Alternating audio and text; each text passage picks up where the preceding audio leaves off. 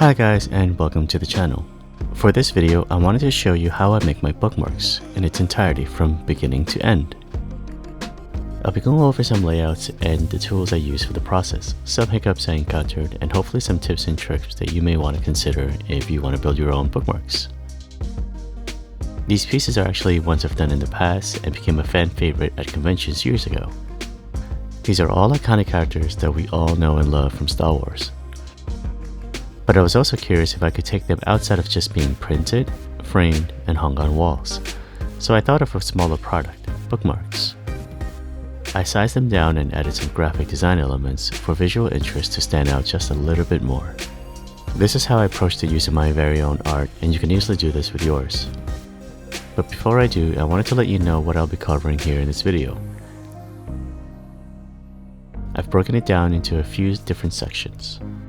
File prepping the digital file for print on Adobe Photoshop, slicing and dicing the prints, scoring to make a bendable fold on the prints, corner cutting for a smoother edge and finish on the bookmarks, gluing the back and front sides together, and finally sleeves and tassels for the finishing touches.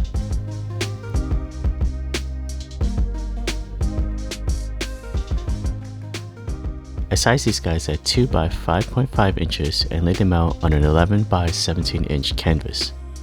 Since I wanted these guys to be on both sides, I created one side dedicated as the front and the other side dedicated as the back side that included my handle. I made some crop marks on the corners so I can see the mark where I'll be cutting to make my life easier with a box cutter and a long ruler. I also tried to align everything straight to quicken the assembly. The first part is really slicing and dicing everything evenly as possible. I start with the outer edges and slowly work my way inwards.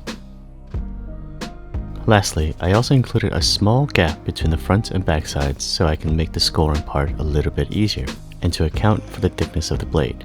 I initially did 1 pixel, but moving forward, I may increase it to 2 to 3 pixels between each sides. It was just a little bit harder to see than expected.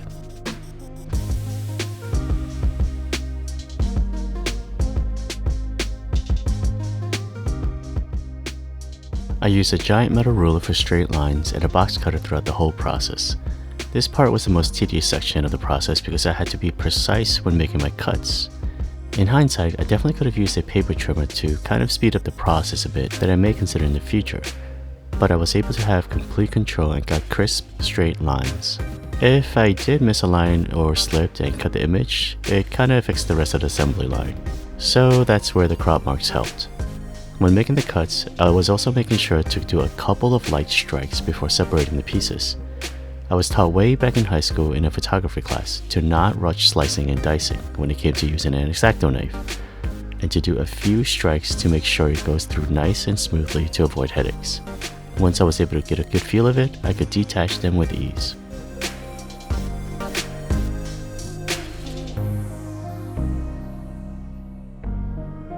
Once I was able to have just the images cut out, the scoring part is next.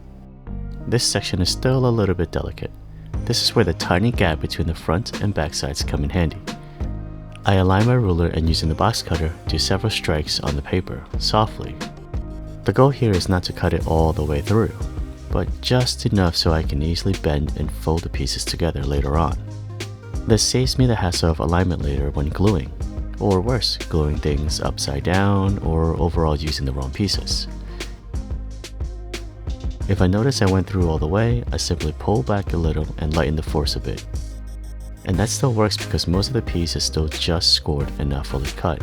Because they're light strikes and didn't fully go through, the paper is just thinned out and I could get a nice clean fold at the end.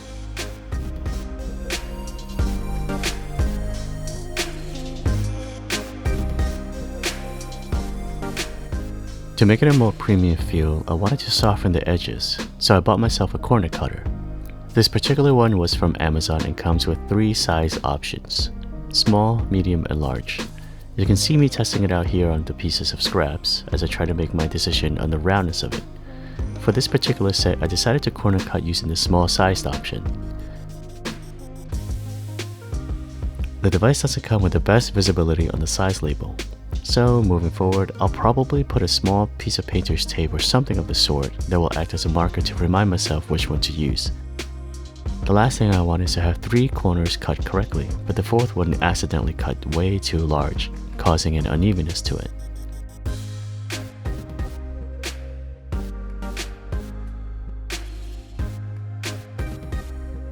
When cutting, the first thing I did was the 4 corners of the bookmarks, the front and back sides. I make sure I double tapped or even triple tapped to ensure a good clean cut. What I'm trying to do is avoid random fibers hanging about. After that, I fold the piece together and corner cut again. And again, double and triple tapping for sure, because now the thickness of the whole bookmark has doubled in size. I simply rinse and repeat for the rest of the gang.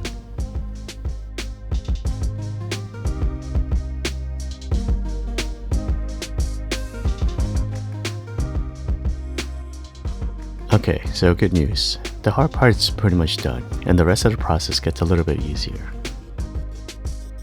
I made my cuts, score them all so they're easy to fold, and corner cut them to soften the edges. Now it's just a matter of folding and sticking them together. I've tried double-sided tape before, but I felt like it was a bit of a hassle, because since they're small pieces, sometimes it creates folds accidentally that would thicken the bookmark slightly. Readjusting the tape once placed down was also troublesome. I found using a regular glue stick does the trick just fine. I'm sure there's plenty of glue out there or paste that could do the job better or more securely, so if you know, please leave a comment and let me know. You can see here that I also brought a book with me to kind of build the pressure between the sides and keep it pressed. I had this laying around, and Batman here makes a great sidekick. After I applied the glue and folded it, I tucked them in on a random page closer to the center of the book, the spine of the book. This way it creates a little bit more pressure. I press on it a bit and leave them to rest and dry. Shout out to the artist here, Ryan Sook. This illustration here is top notch.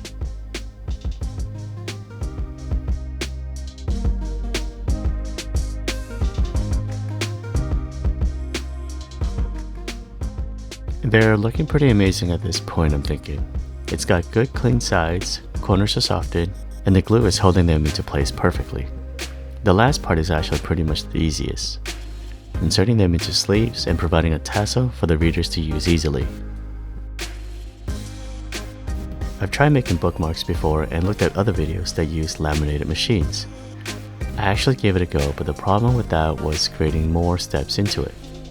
With that process, after I corner cut the back and front sides, glued them together, laminated it, and found the right padding on all 4 sides to cut, I'd have to corner cut again because the plastics would now have sharp, hard edges.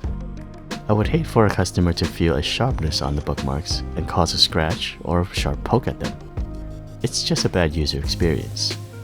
Prior to that, I actually tried to skip the whole lamination process in total, but then it left a chance of the bookmark being dented, scratched, or splashed with liquids. To remedy all this, I found these bookmark sleeves that did the trick. In fact, it's probably good to mention that I found these sleeves first, sized the dimensions to it, and then created a 2 by 5.5 inch art that served as the front and back sides.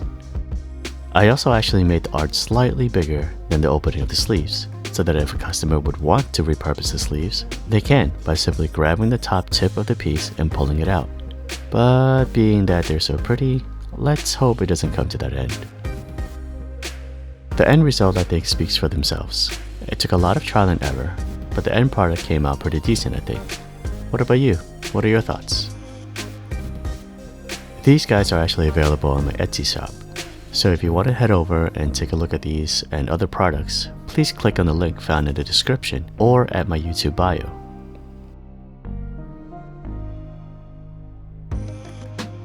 And if you did find this video useful, learned a thing or two, like the video in general, music, or heck, even just my voice, let me know. Or even better, share and subscribe. It would mean the world to me. Do whatever it is you think to let the algorithm like me. I'd greatly appreciate that. See you next time.